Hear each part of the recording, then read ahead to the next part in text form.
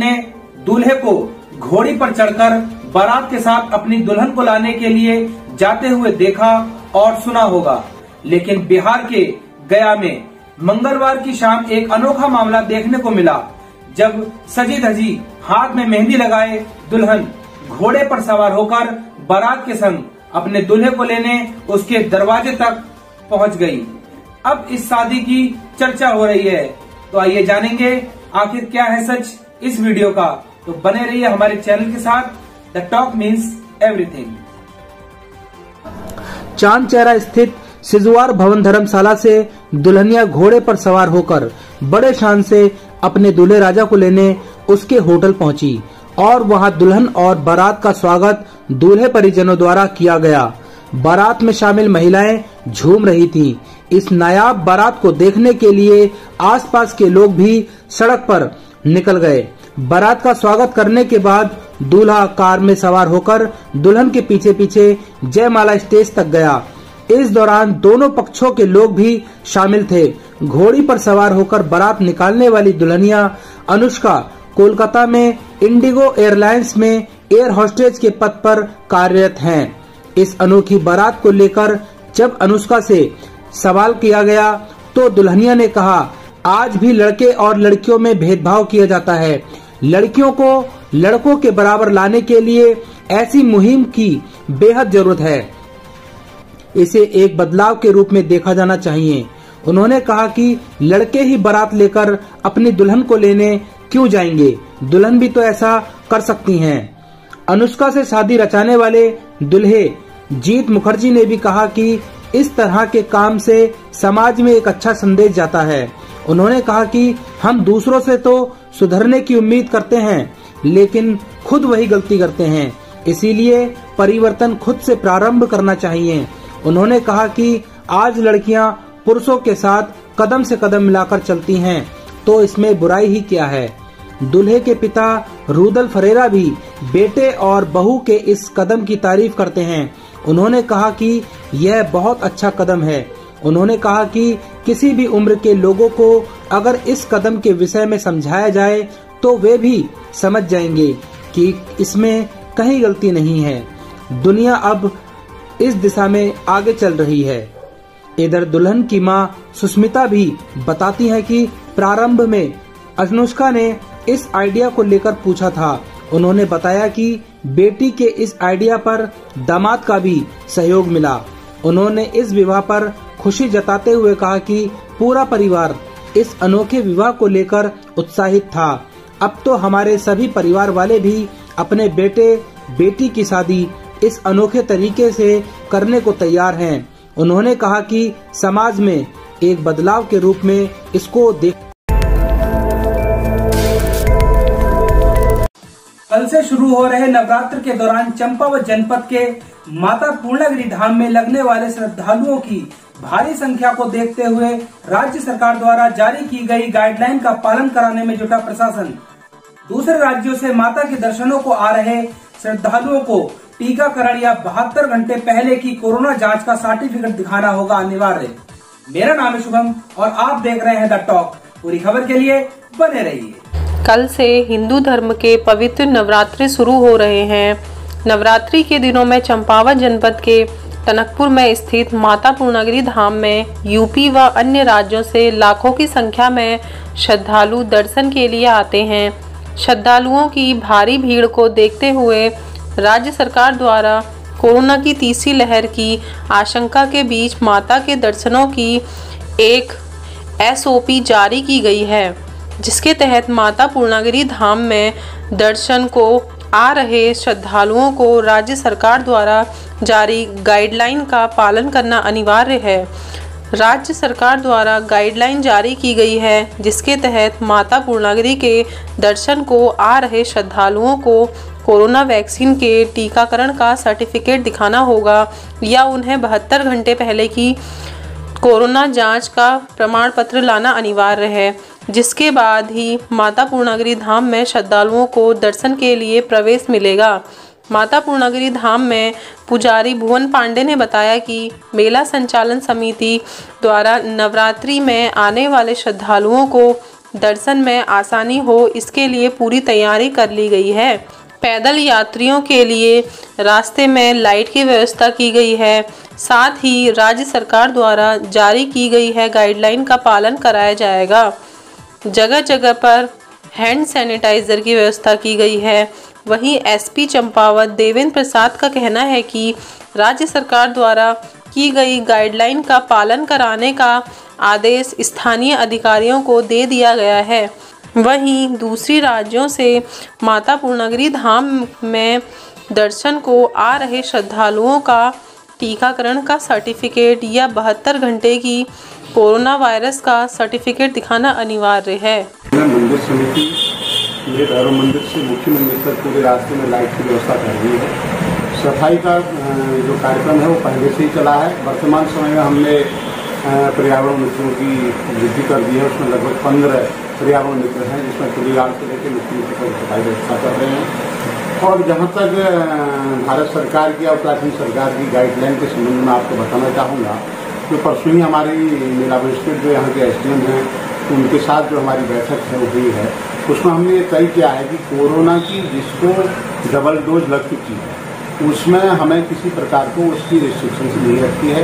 वो किसी भी प्रकार की उसमें रुकावट नहीं है। बाय द वे किसी को एक वैक्सीन लगी है दूसरी नहीं लगी है तो वो RT-PCR या एंटीजन टेस्ट करा के यहाँ पर माता के दर्शन कर सकते हैं। बाकी मास्क और सैनिटाइजर की व्यवस्था हम पूरा उसका अनाउंस भी करेंगे और हमने किया भी है। और मुख्य मंदिर में जहाँ तक बात है सामाजिक दूरी की बात है तो मंदिर समिति उसको निर्धारित करेगी। वो लेवल हमने वहाँ पर बना रखे हैं।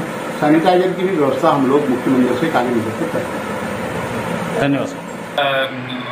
जो पूर्णागिरि मंदिर में हर साल नवरात्रि में एक मेला लगता है, उसको लेके हम आज तैयारी कर रहे थे। इसके बारे में वार्ता भी की गई थी। इसके लिए जो हमें एक्स्ट्रा फोर्स की आवश्यकता थी वो देंगे, लेकिन जो कोविड की SOP चल रही है उस समय जो अब जब शुरू होने वाली है आज की डेट में जो SOP उसके अनुसार ही लोगों को हम अलाउ करेंगे। जो परिस्थितियाँ रहेंगी उसके अनुसार ही हम आगे जो मेला होगा उसी के अनुरूप ही किया।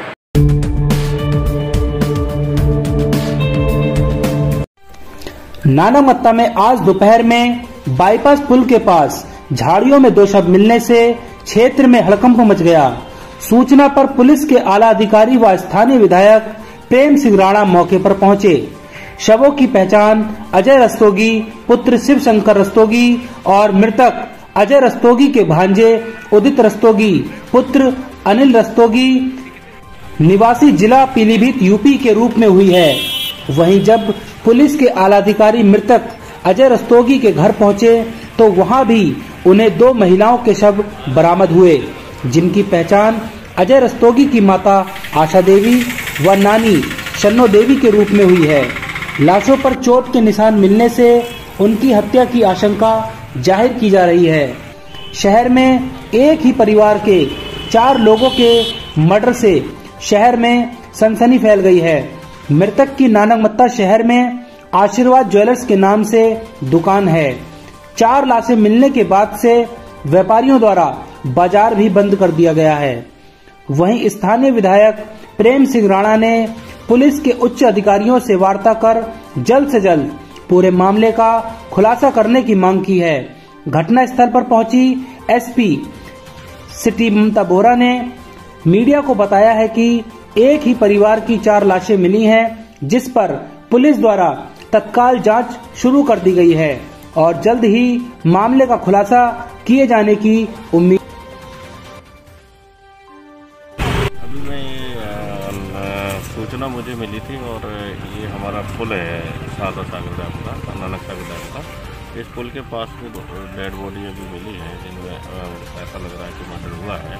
तो अभी पुलिस के लिए निष्पक्ष जांच के लिए हम लोग आदेश दिए हैं और जल्दी इसका खुलासा किया जाए। मामला है, कोई मामले को देखा जा रहा है कि क्या परिस्थितियाँ रही होंगी कि 4 बॉडीज मिली हैं और जो मोडस ऑपरेंडी है सेम टाइप का लग रहा है। चारों का निशान है। कोई अभी जानकारी ले रही कि क्या वजह से।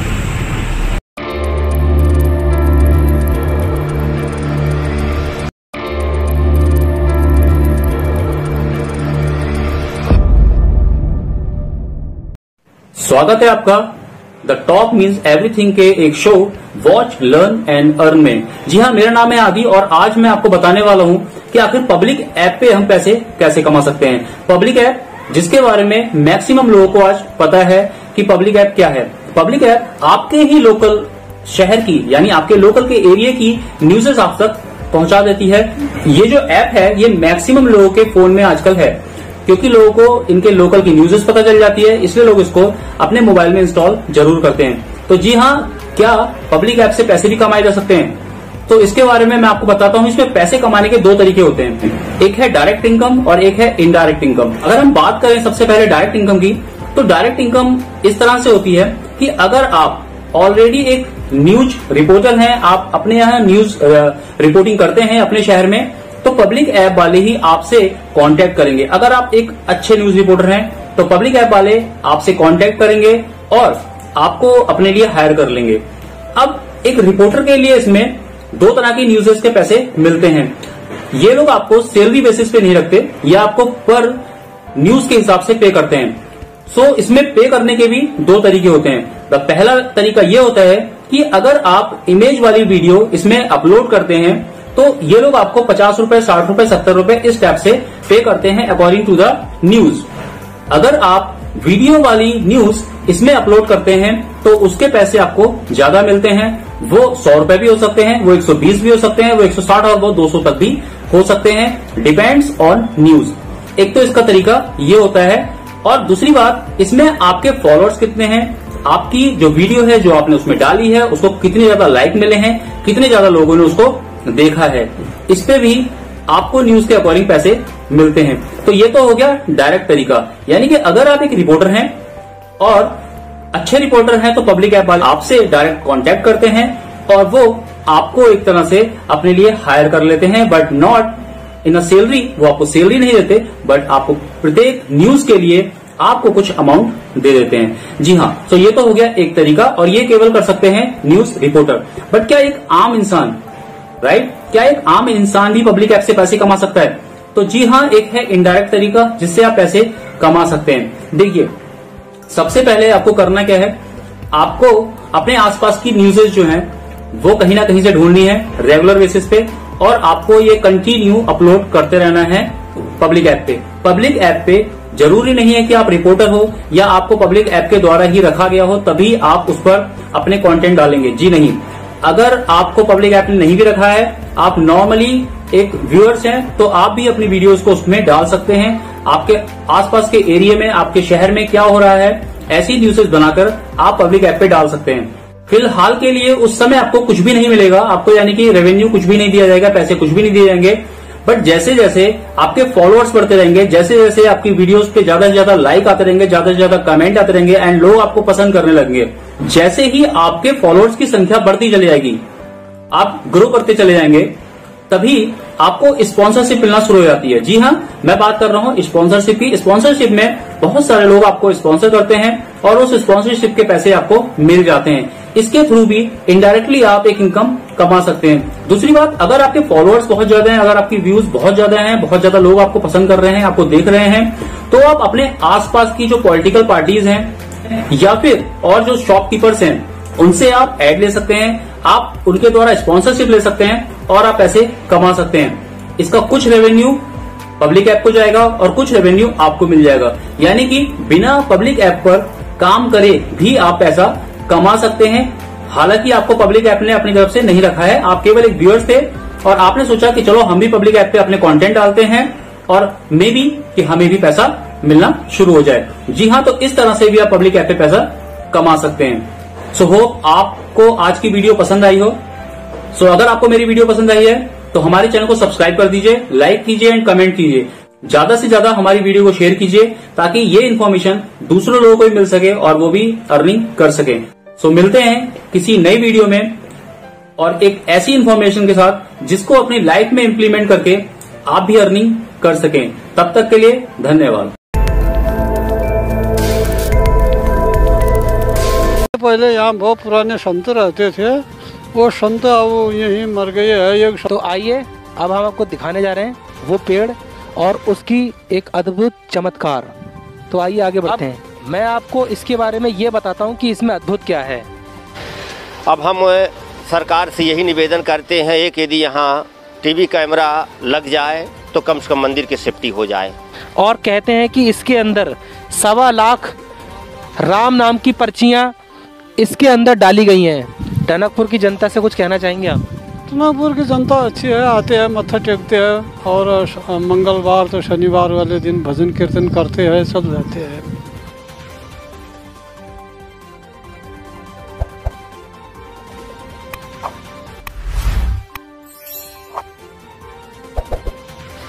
हमारे इसी मंदिर हनुमानगढ़ी में एक चोरी हुई थी।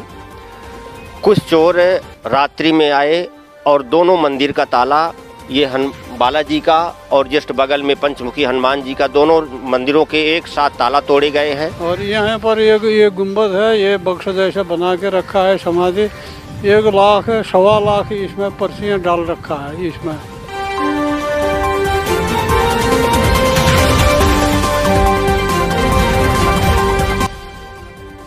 तो नमस्कार मित्रों, मेरा नाम है शुभम और आप देख रहे हैं द टॉक मीन्स एवरीथिंग का एक स्पेशल शो, जिसमें आज हम आपको दिखाने आए हैं टनकपुर में स्थित शारदा घाट के पास हनुमानगढ़ी के नाम से प्रसिद्ध एक ऐसा मंदिर और एक ऐसा वृक्ष, एक वृक्ष के बारे में हम आपको एक अद्भुत सी बात बताने वाले हैं, जो कि टनकपुर में क्या आपने शायद ही कहीं देखी होगी।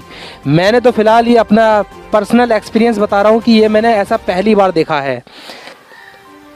एक ऐसा विशालकाय पेड़ जिसने अपने आप को चारों तरफ से ऐसी अपनी ही शाखाओं से सपोर्ट दे रखी है। ऐसा लगता है कि किसी मानव ने उसको सपोर्ट देने के लिए अलग से पेड़ लगाए हैं।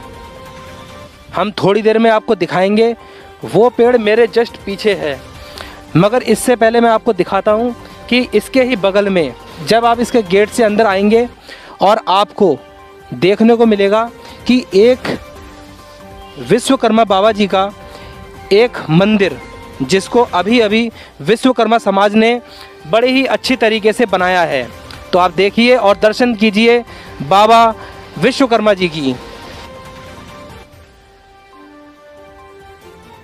तो आइए अब हम आपको दिखाने जा रहे हैं वो पेड़ और उसकी एक अद्भुत चमत्कार। तो आइए आगे बढ़ते हैं।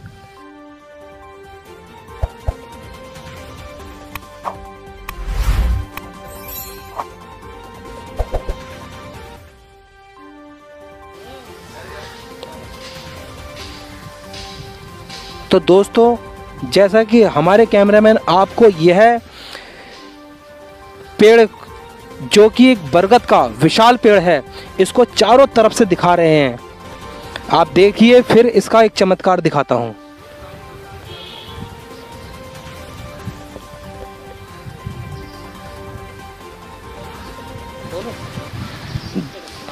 दोस्तों, हमें इस पेड़ के बारे में, जो कि एक बरगद का विशाल पेड़ है, इसके बारे में एक बात पता चली है कि यह पेड़ कम से कम 300 साल पुराना पेड़ है, जो कि अपने आप में देखने में काफ़ी अनोखा लगता है।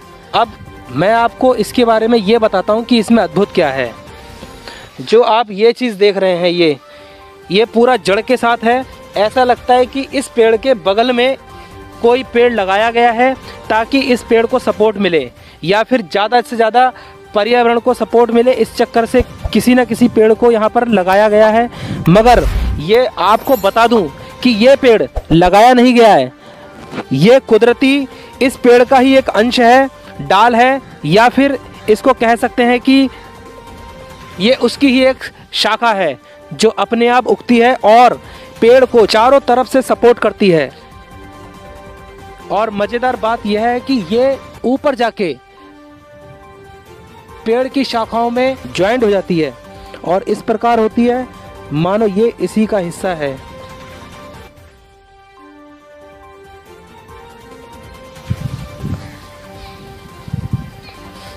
ऐसे ये पेड़ चारों तरफ से अपनी ही शाखाओं से, या फिर ये कहें कि अपनी ही शाखाओं के बल पे टिका हुआ है और एक टहनी दूसरी टहनी को सपोर्ट करती है, जो कि हम इंसानों में देखने को कभी नहीं मिलता।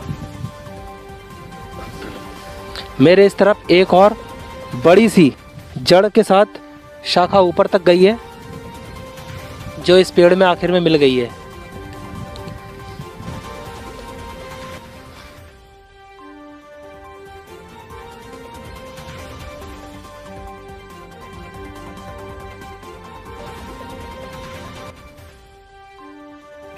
एक छोटी सी शाखा ये गई है।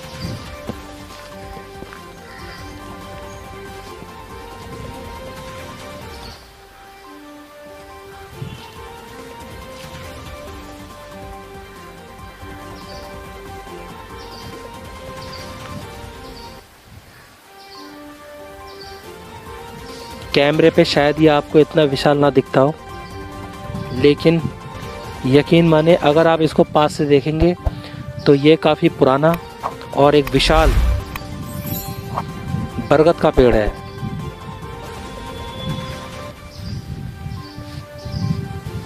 गर्मियों में आप इसके नीचे बैठेंगे तो आपको कभी भी गर्मी नहीं लगेगी।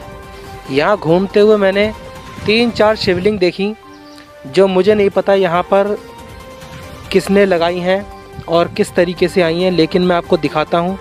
ये शिवलिंग है, ये एक,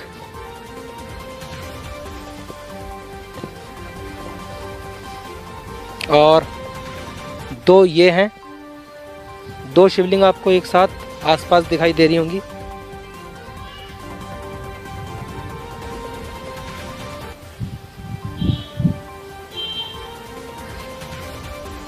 एक बार मैं चाहूँगा कि आप लोग नदी की तरफ भी देखें।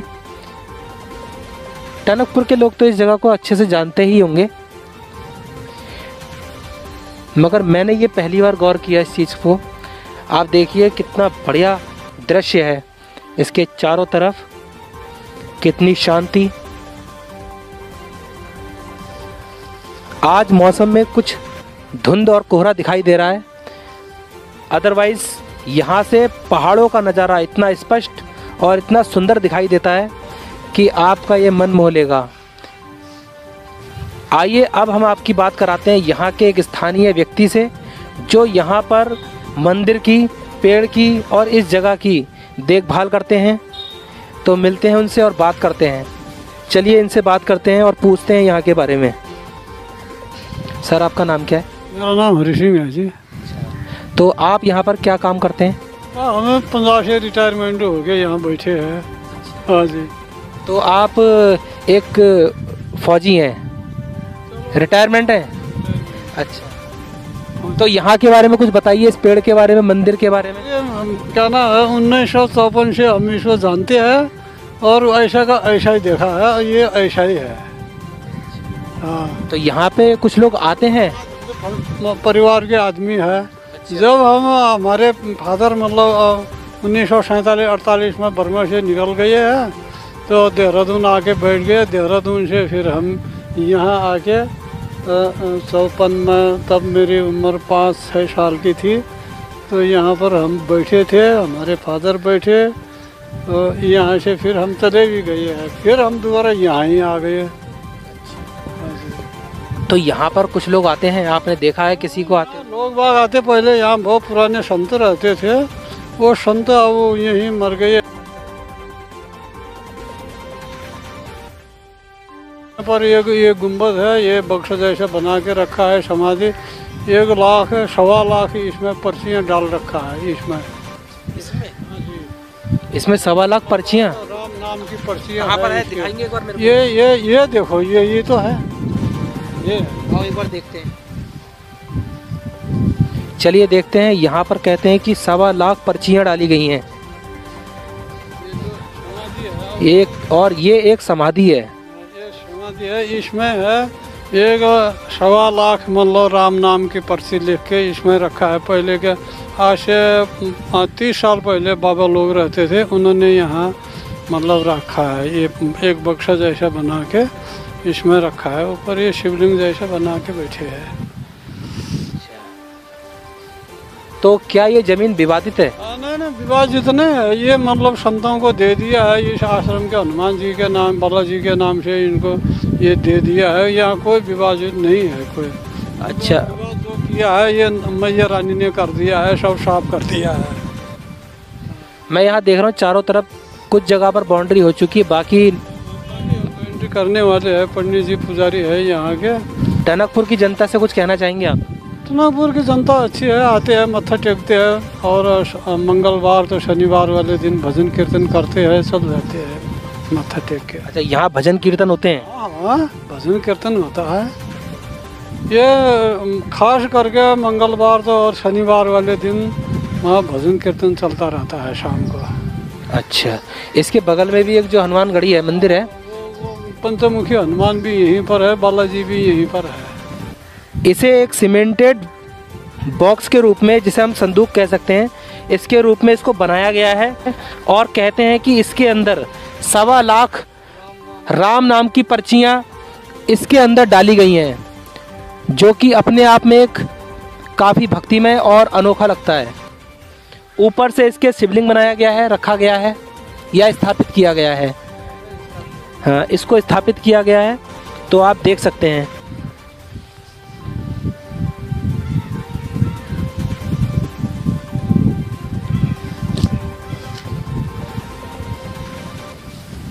टनकपुर के लोगों से या फिर किसी बड़े अधिकारी से आप क्या कहना चाहेंगे? वो बहुत अच्छे हैं। अधिकारी तो कोई यहाँ आते नहीं है, लेकिन जनता लोग आते हैं, भजन कीर्तन करते हैं। विकास तो यहाँ कोई देखता ही नहीं है। राजनेता लोग कोई आते हैं तो कोई आते नहीं, बैठते ही नहीं है। कोई विकास क्या होना है? ये जो भी बने है, पंडित जी ने चंदा इकट्ठा करके ये देवाल दूल बने है, और यहाँ क्या विकास होना है? कोई आने में राजी नहीं होती है यहाँ राजनेता वाले। तो देखा आपने इनका दर्द कि सरकार का सपोर्ट नहीं है, और ये एक काफ़ी प्राकृतिक, काफ़ी शांति प्रिय जगह है, जो कि देखने में काफ़ी मनमोहक और सुंदर लगती है। आप यहाँ, ये बिल्कुल नदी से जुड़ी हुई है, और इस जगह पर आकर आप अपनी फैमिली के साथ बैठें, इसको सपोर्ट करें। टनकपुर की जनता से सिर्फ ये अनुरोध है कि यहाँ पर गंदगी ना फैला के जाएं और इसका साफ़ सफाई का पूरा ध्यान रखें। और जैसा कि आपको पता ही है कि यहाँ पर जब भी बाढ़ आती है, उत्तराखंड में बाढ़ आती है, तो पानी यहाँ तक भर जाता है, और ये उसी से लगा हुआ है। लेकिन आज तक इस पेड़ का कभी भी कोई बाढ़ या फिर प्राकृतिक आपदा आज तक इसको किसी भी प्रकार की क्षति नहीं पहुंचा पाई है, जो कि सबूत है कि भगवान आज भी है। और मैं यहाँ पर कई बार आ चुका हूँ, मैंने दूर से देखा है उस गेट के पास से कि यहाँ पर पानी वानी भरा रहता है, बाढ़ की वजह से यहाँ पानी भरा रहता है। और लेकिन ये मंदिर अभी भी सदियों पुराना वैसा का वैसा ही है। और ये पेड़, जिसे हम कहते हैं कि ये कम से कम 300 साल पुराना पेड़ है, तो सरकार से सिर्फ यही अनुरोध है कि इस जगह को थोड़ा सा ध्यान दें, क्योंकि देखने में काफ़ी खूबसूरत लगता है। अगर यही जगह अंग्रेज़ों के पास होती तो आज ये एक टूरिस्ट प्लेस होता, और भारतीय ऐसा खर्च करके यहाँ इसको देखने के लिए ज़रूर जाते। हमने यहाँ के पुजारी जी से भी बात की है, और सुनते हैं उन्होंने क्या क्या कहा। हमारा नाम कमलेश पांडे है, हम लोग चित्रकूट के रहने वाले हैं। आज 10 साल से मैं हनुमानगढ़ी मंदिर टनकपुर शारदा चुंगी में यहाँ का पुजारी हूँ। यहाँ की व्यवस्था आप सब देख ही रहे हैं क्या कंडीशन है। हमारे माननीय विधायक जी से कुछ सहयोग मिला, लेकिन अभी हमारे पास तक नहीं आ पाया है। ये सुनने के लिए मिल रहा है कि कुछ पैसा पास हुआ है, लेकिन जब हमारे पास आ जाए तब हम माने कि हाँ नहीं पैसा पास हुआ है। अभी हमारे पास तक आया नहीं है, और कार्यक्रम चल रहा है धीरे धीरे, कैसा भी करके मांग के दाएं बाएं से कोई ईंट देता है, कोई सीमेंट देता है, कोई रेता बजरी देता है। इस तरह से ये सामने है, दीवार का काम चालू है। अब हम यही सरकार से निवेदन करते हैं और मांग करते हैं कि मंदिर की तरफ थोड़ा ध्यान दें। ये आज का मंदिर नहीं है, बहुत ही विशाल मंदिर है हनुमानगढ़ी, और प्रसिद्ध मंदिर है। उत्तराखंड सरकार से हम ये निवेदन करेंगे कि मंदिर की तरफ ज़रूर ध्यान दें। हमारी यही मांग है, बाकी हमें कुछ नहीं चाहिए। मंदिर की साफ़ सफाई, मंदिर की 4 दीवारी ज़रूर करवा दें। जय श्री राम। तो पंडित जी का कहना है कि जनता द्वारा कुछ चंदा मांग के इन्होंने जैसे तैसे कुछ बाउंड्रीज खड़ी की हैं, जो आप देख रहे हैं। कुछ पुरानी हैं, कुछ नई भी दिख रही है आपको।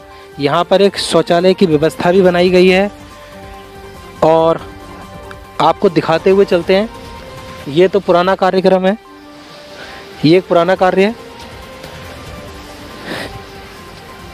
ये बाउंड्री यहाँ से,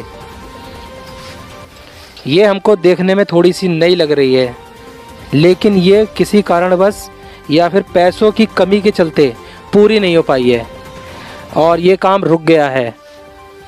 देख सकते हैं आप, बस उसकी बाउंड्री जो है सिर्फ और सिर्फ, अगर मैं कहूँ तो आधी भी बाउंड्री नहीं है अभी।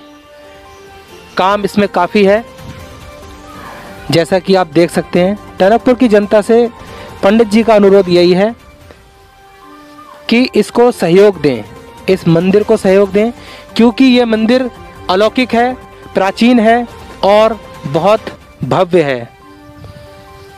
और जब आप यहाँ पर आएंगे तो आप खुद पाएंगे कि यहाँ पर कुछ खास है।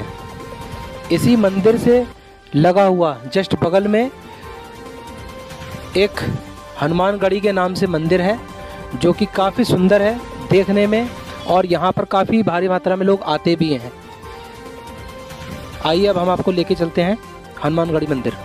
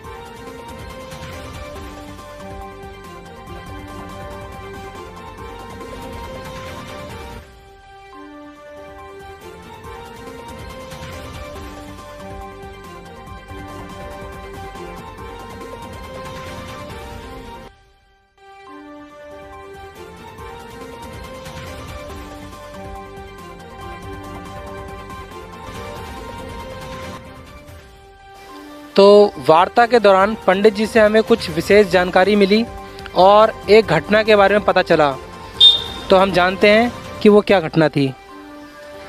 हमारे इसी मंदिर हनुमानगढ़ी में आज से लगभग 3 साल पहले चोरी हुई थी।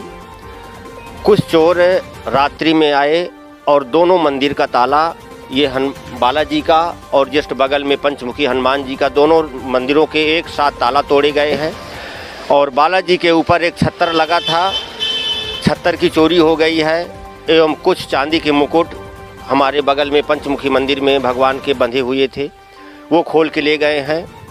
क्योंकि 1 हफ्ते के अंदर चोर पकड़े भी गए हैं, हमें सिर्फ वहाँ से 10,000 रुपये दिलाया गया है पुलिस वालों के द्वारा। बाकी हमें वहाँ से कोई विशेष राशि नहीं मिली है। अब हम सरकार से यही निवेदन करते हैं, एक यदि यहाँ टीवी कैमरा लग जाए तो कम से कम मंदिर की सेफ्टी हो जाए, यही हमारा कहना है। जय श्री राम। तो पंडित जी का कहना है कि यहाँ पर इनको एक डर लगा रहता है, क्योंकि यहाँ एक बार चोरी हो चुकी है और 2 बार ताले टूट चुके हैं। तो इनकी डिमांड सिर्फ इतनी सी है, पंडित जी की मांग सिर्फ इतनी सी है कि यहाँ पर एटलीस्ट कम से कम एक CCTV कैमरा की व्यवस्था हो, जिससे कि भविष्य में चोर पकड़ा जाए और कोई भी अप्रिय घटना होने से बच जाए।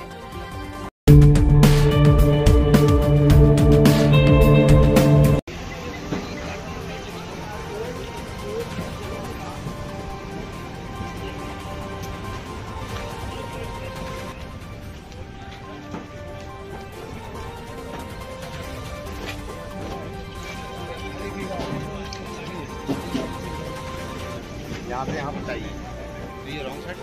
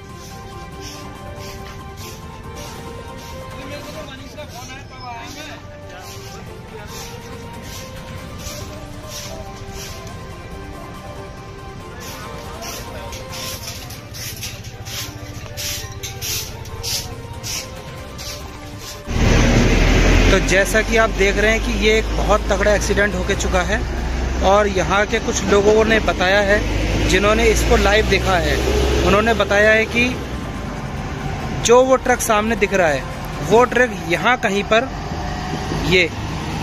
यहाँ पर पार्क था, यहाँ पर खड़ा था और बस की स्पीड इतनी थी कि वो ट्रक बस के साथ साथ रोड के उस पार तक चला गया और पूरी की पूरी गलती ड्राइवर की बताई जा रही है।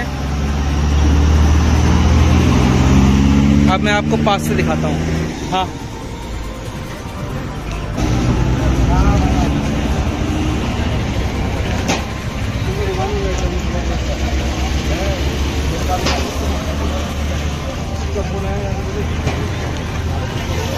साथ में साइड में खड़ी हुई कार को भी जोरदार टक्कर मारी है।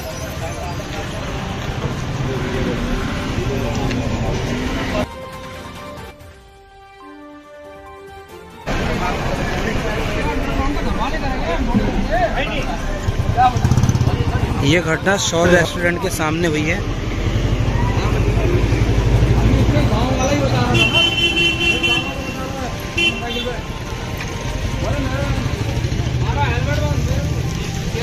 हाँ वो कहेगा था बिल्चा तो यहाँ भी हाथ में था बोलूँ का अब आदमी जान बचाएगा या गाड़ी लेने का। सही बात है। नहीं बिल्चा यहाँ तक था बोलूँ क्या आप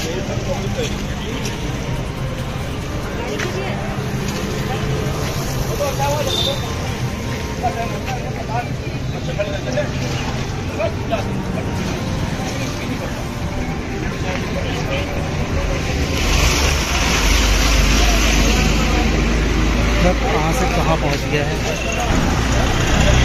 बताते हैं कि ये ट्रक वो पुलिस की गाड़ी के पास खड़ा था, वहाँ से यहाँ तक पहुँच गया।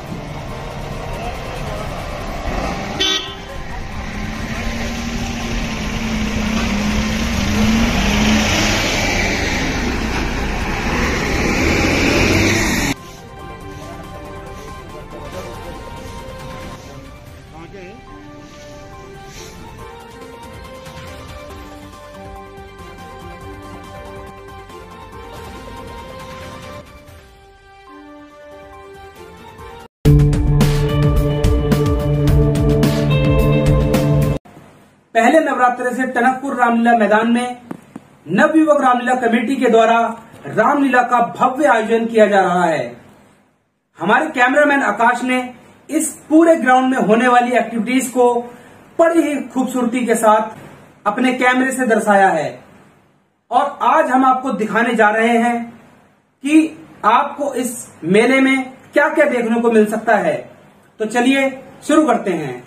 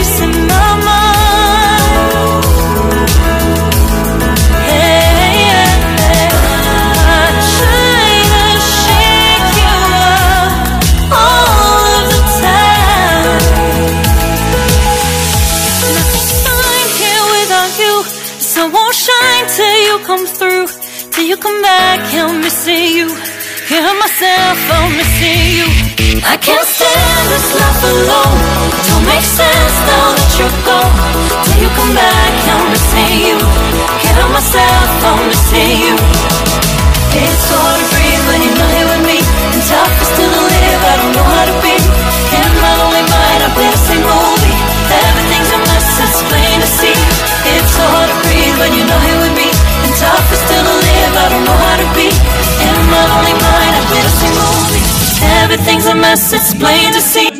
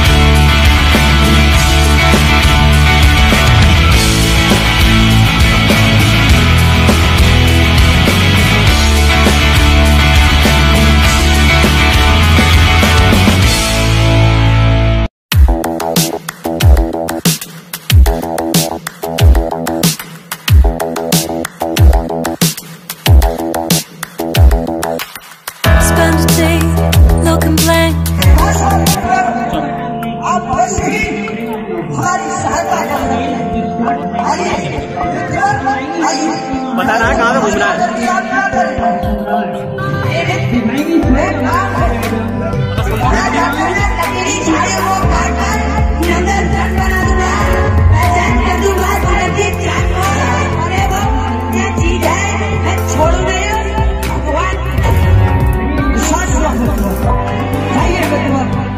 और आप समाधि को भंग करें। जैसी आज्ञा मुझे आज्ञा मैं वहां जाऊंगा कैसे? मुझे वहां का मार्ग तो ज्ञान ही नहीं है। अवश्य कहते हैं काल की दृष्टि जो होती है वो सर्वत्र व्यापी होती है। तो आप अपनी दृष्टि से देखें कहाँ पर किस स्थान पर हमारे सिंहासन को प्राप्त करने के लिए कौन सा व्यक्ति बैठा है।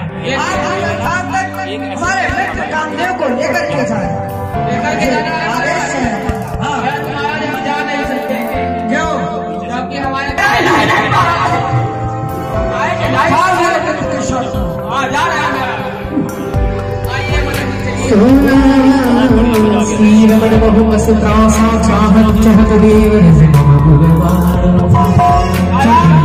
आप पहले ये बताइए हमारी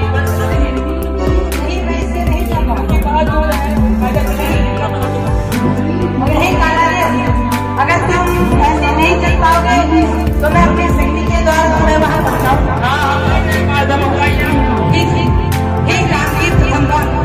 जहाँ पर देव शिकारी जी तपस्या कर रहे हैं वहाँ मुझे और काला देव को तुरंत ही पहुंचा दो।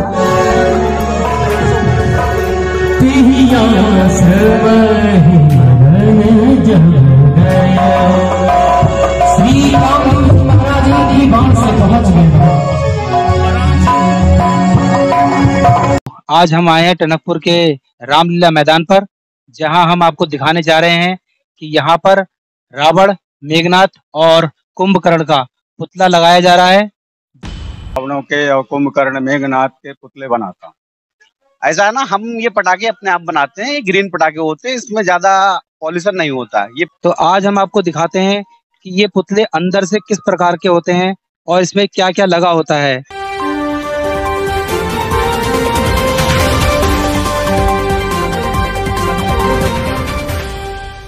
तो अब हम यहाँ पर आ चुके हैं टनकपुर के रामलीला मैदान पर।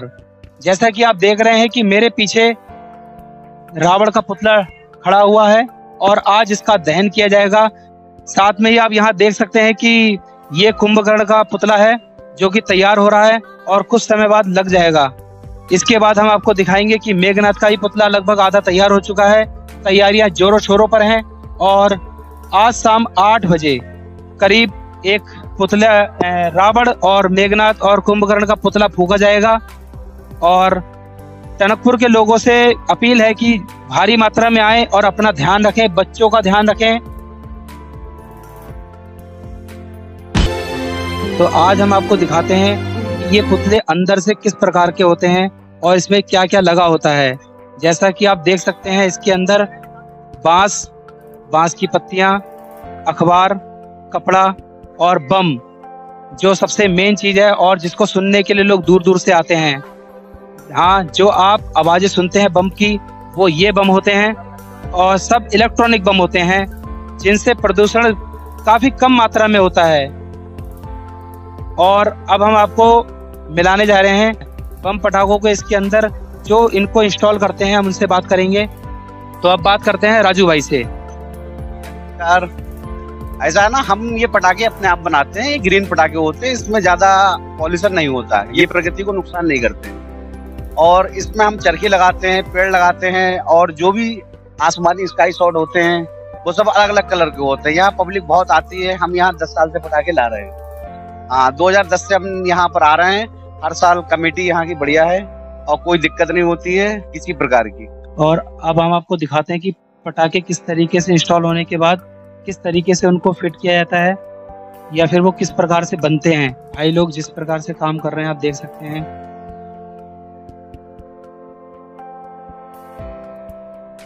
आप ये चरखी देख रहे हैं, जी हाँ, सबसे अट्रैक्टिव पॉइंट यही होता है रावण का। यह है चरखी जो उसके पेट में लगती है और यहीं पर सबसे पहला वार होता है, यहीं से शुरुआत होती है दहन की।